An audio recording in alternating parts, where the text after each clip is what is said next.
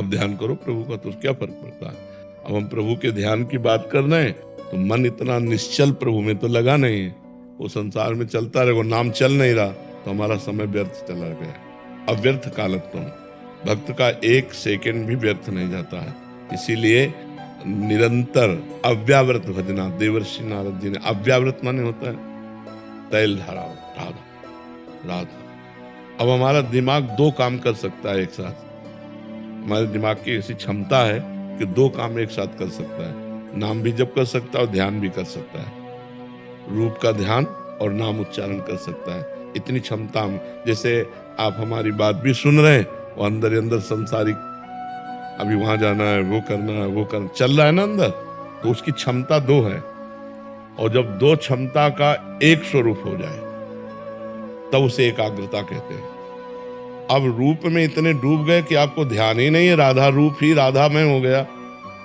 अब जब फिर होश आए तो फिर राधा, फिर राधा, फिर राधा, तो नाम जब छूटा तो फिर मन घसीट ले जाएगा संसार में।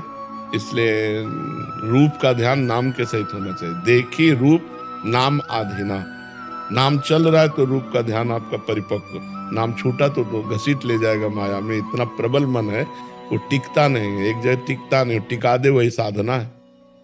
जो अपने मन को टिका दे एक जगह, उसी को साधना कहते हैं। इतना एकाग्रता में बल है। दत्तात्रेय भगवान ने एक बाण बनाने वाले को गुरु बनाया। वो रास्ते में उसका घर था, वो रोड के किनारे बैठे बाण की सीधी नोक घिस रहा था और राजा की सवारी निकल गई। राजा की सवारी मतलब नगाड़े बज रहे हैं, जय जयकार हो रहा है, घोड़े हाथियों से सब। बाद में मंत्री निकला, उसने कहा महाराज की सवारी कितनी दूर गई? तो सो के जगा हुआ पुरुष जैसा, महाराज की सवारी, बोले यहीं से तो गई। बोले क्षमा कीजिए, मैं आपसे सत्य कहता हूं, मुझे बिल्कुल भान नहीं, क्योंकि मैं बाण की सिधाई और नोक पर ध्यान दे रहा था, उसकी नोक बना रहा था, तो मुझे पता नहीं चला। तो दत्तात्रेय भगवान वहीं भ्रमण कर रहे थे, उसे गुरु बनाया। 24 गुरुओं में एक बाण बनाने वाला भी गुरु। कि साधक को अपने लक्ष्य पर इतना तन्मय होना चाहिए कि नगाड़े बजे लेकिन उसकी वृत्ति बहिर्मुख नहीं होनी चाहिए। परमात्मा में ऐसी तदाकार, जैसे गाढ़ सोए हुए पुरुष को बाहर की किसी भी गतिविधि का पता नहीं होता, ऐसे जागृत अवस्था में परमात्मा में स्थित इतना एकाग्र हो कि बाहर का कोई पता ना हो, तो वो ध्यान कहा जाता है। अभी वो ध्यान की गति तो है नहीं, इसलिए नाम को छोड़िएगा मत, नहीं तो मन धोखेबाज है, वो धोखा दे देगा। महाराज जी, रामचरितमानस के अनुसार हनुमान जी ने रावण जी से कहा कि सबके देह परम प्रिय, सबके स्वामी मारहूं मोहि। हाँ, सबके देह परम प्रिय स्वामी मारहि मोहि कुमारग गामी, जिन मोहि मारा तिन में मारे, तिन पर बांधे तने तुम्हारे। हाँ, इसका क्या भाव जानना चाहिए? प्रश्न है कि देह भाव के त्याग और प्रभु की प्राप्ति के लिए शरीर को इतना कष्ट देना देह धर्म के विरुद्ध तो नहीं? अलग अलग संतों की रहनी देखी जाती है, गर्मियों में धूनी लगाएं या सर्दियों में। वहां जो बात हो रही है, वहां संतों से जोड़ रहे हो क्या? वहां राक्षसों से युद्ध करने की बात हो रही है। यही तो हम लोगों की कमी होती है कि कहीं की टांग, कहीं का हाथ, कहीं की आंख जोड़कर आकृति थोड़ी बना सकते हैं। वहां विषय क्या चल रहा है? राक्षसों को दंड देना। हनुमान जी से पूछते हैं कि तुम्हारा मैंने अपराध क्या किया? हमारा तुम्हारा कोई परिचय नहीं है। रावण पूछ रहा है, तुम कोई राजा नहीं हो कि हमारा तुम्हारा वैर विरोध है? अशोक वाटिका को आके उजाड़ देना और हमारे अनुचरों को मारना। तो हनुमान जी उसी के अनुसार उत्तर देते हैं, क्योंकि वो सामने देहाभिमानी रावण बैठा है। हनुमान जी परम ज्ञानी, ज्ञानी नाम अग्रगण्यम। क्या उत्तर दे रहे? बोले सबके देह परम प्रिय स्वामी, मारहि मोहि कुमारक गामी, तो जिन मोहि मारा तिन में मारे, तिन पर बांधे तने तुम्हारे, मोहि न कछु बांधे कै लाजा, किन चाहो निज प्रभु कर काजा। समझ पा रहे आप? उसका तात्पर्य वहां देह की प्रियता दिखाना हनुमान जी को नहीं है। हनुमान जी को ऐसे देहाभिमानी को सिद्धांत वर्णन करना है कि मैंने ऐसे नहीं मारा है, सबके देह प्रिय, तुम्हारे अनुचरों ने मुझे मारा, मैंने उनको मार दिया। वहां बात यह है, हनुमान जी परम ज्ञानी कोई देह प्रिय महात्मा थोड़ी है, वो तो परम ज्ञानी महात्मा। तो जो महात्मा जन तप करते हैं भगवान के लिए शरीर को कष्ट देते हैं। शरीर का कष्ट कोई कष्ट नहीं है। यदि मन परमात्मानंद में है और गर्मी सर्दी और सब भूख प्यास, तो इससे कोई फर्क नहीं पड़ता। प्रीति जब भगवान से हो जाती है तो शरीर का कोई भाव महत्व नहीं रहेगा। ये झूठा है ना झूठा? ना ये कल था ना कल रहेगा, ये केवल वर्तमान में दिखाई दे रहा है। कल नहीं था, कल नहीं रहेगा। मतलब कल का तात्पर्य है जैसे आपकी आयु कितनी है? हाँ, तो 30 वर्ष पहले नहीं था ये रूप, और पता नहीं 30 सेकंड बाद रहेगा कि नहीं रहेगा, इसका भरोसा नहीं है। तो ये टिकाऊ चीज नहीं है।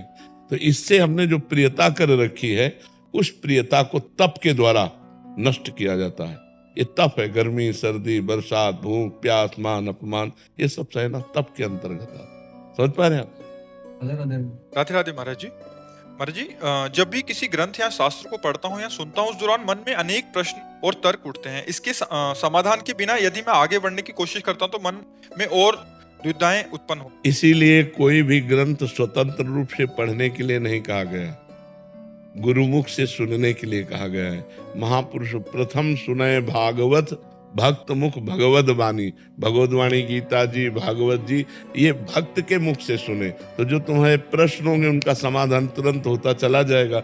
अब जैसे कोई ग्रंथ यहाँ हो रहा हो, अब किसी का भी प्रश्न उठे तुरंत समाधान होता चला जाएगा। अब अंदर अभी मलिन मन है, कोई निर्मल मन में प्रश्न नहीं उठता। जब बिल्कुल निर्मल मन हो जाता है उसमें कोई प्रश्नवाचक चिन्ह नहीं रहता, वो परमात्मा स्वरूप हो जाता है। तो जब तक थोड़ी मलिनता रहती तब तक प्रश्न रहते हैं, और जब तक प्रश्न रहते हैं संशय आत्मा, तो वो संशय अशांति पैदा करता रहता है। और हमारा शास्त्र स्वाध्याय या साधना का फल है शांति। तो हमें चाहिए किसी महापुरुष के सानिध्य में ग्रंथ का एक बार श्रवण करें, या जो प्रश्न हो उनको लिख लें, किसी महापुरुष से उनका समाधान कराते चले, तभी हमारी चित्तवृत्ति परमात्मा में आगे बढ़ेगी। महाराज जी, मेरा एक प्रश्न था इस शास्त्र पढ़ते समय, जैसे यदि सब भगवान की लीला है तो क्या दूसरों के साथ बुरा करना भी भगवान की लीला मानी जाएगी? और यदि ऐसा है तो यदि आप दूसरों के साथ बुरा करते हैं तो भगवान के भक्त ही नहीं है, आप परमार्थ के पति की नहीं है, तो आपका प्रश्न ही नहीं बनता है। भगवान की सब लीला है, ये वो कह सकता है जो भगवान को प्राप्त है या भगवान को प्राप्त करना चाहता है। जो पापाचरण, किसका प्रश्न है? जो पापाचरण करेगा तो भगवान की लीला में नरक भी है, भगवान की लीला में जेल भी है, भगवान की लीला में पुलिस भी है, भगवान की लीला में डंडा भी है। तो स्वीकार करो ये डिपार्टमेंट, ये भी तो डिपार्टमेंट है भगवान का।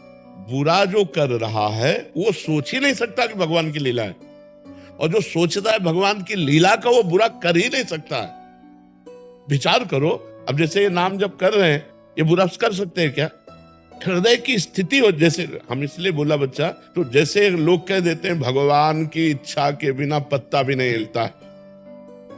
आपकी इच्छा ना हो तब आप ये बात कह सकते हो भगवान की इच्छा के बिना पत्ता नहीं हिलता।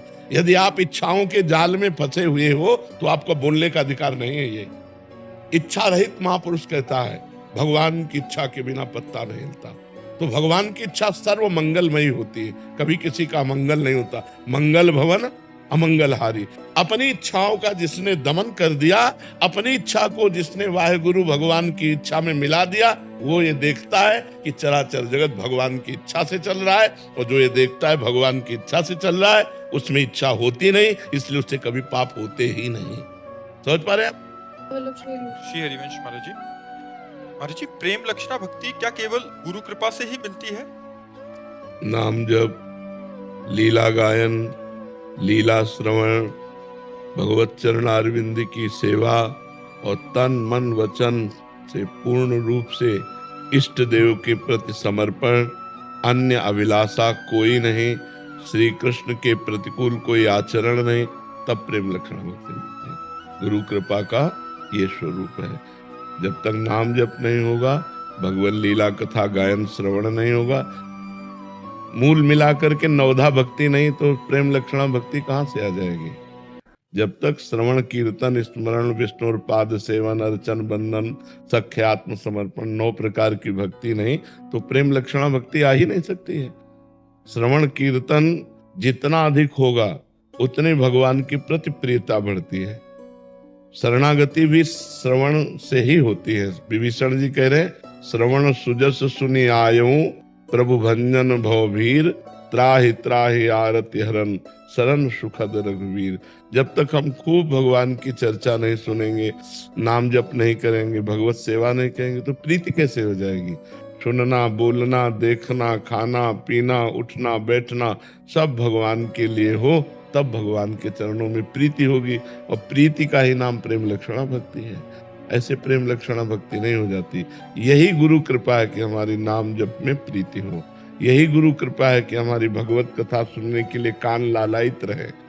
आशा बसन व्यसन याति नहीं, रघुपति चरित होय तहाँ सुनहि। यत्र यत्र रघुनाथ कीर्तनम तत्र तत्र कृतमस्त कांजलम वाष्पवारि परिपूर्ण लोचनम। हनुमान जी महाराज कैसे आंसू बहाते हुए जहां जहां भगवान की चर्चा होती वहां वहां वो सुनते हैं। तो हम बावरों सो रस में फिरे, खोजत नेह की बात। प्रिया प्रीतम के प्रेम की बात, भगवान के प्रेम की बात जहाँ हो रही हो वहां बैठकर सुनने का स्वभाव बनावे, खूब नाम जप करे, गुरु चरणों का, संत चरणों का आश्रय रखे, तो प्रेम लक्षणा भक्ति प्राप्त हो जाती है। संत कृपा, भगवंत कृपा, गुरु कृपा का मतलब यही कि हमें साधन में प्रेम हो जाए। हमारी जो साधना है उसमें प्रेम हो जाए। साधना में प्रेम तो साध्य में प्रेम अपने आप हो जाएगा। महाराज जी आपके चरणों में कोटि कोटि प्रणाम। महाराज जी आपका सत्संग सुनने में से जीवन में बहुत परिवर्तन आया है। महाराज जी मैं राधा नाम जप करता हूँ। महाराज जी मेरा प्रश्न है कि संसारिक इच्छाएं जब समाप्त होती हैं तो तब कैसा होता है? मेरी इच्छाएं समाप्त हो रही हैं, उससे कहीं मेरा अहंकार तो नहीं बढ़ रहा? महाराज जी मुझे कैसे पता लगेगा? पेट भरता है तो पड़ोसी नहीं बता लिया था अपने को अनुभव हो जाता है ना कि हमारा पेट भर गया। ऐसे ही जब हमारी इच्छाएं, अभी इच्छाएं शांत तो नहीं है, अभी इच्छाएं परमात्मा प्राप्ति के बाद शांत होती हैं असली में। जब परमात्मा बोध हो, जिसके प्राप्त होने के बाद कुछ प्राप्त करना बाकी नहीं रहता। और जब तक परमात्मा प्राप्ति न हो तब तक धोखा हो सकता है। अपने मन पर विश्वास न करे, नहीं, संयोग होते ही इच्छा तत्काल प्रकट हो जाएगी। जीने की इच्छा, मान लो अभी कोई गोली मारे तो बचने की इच्छा होगी ना, जीने की इच्छा होगी।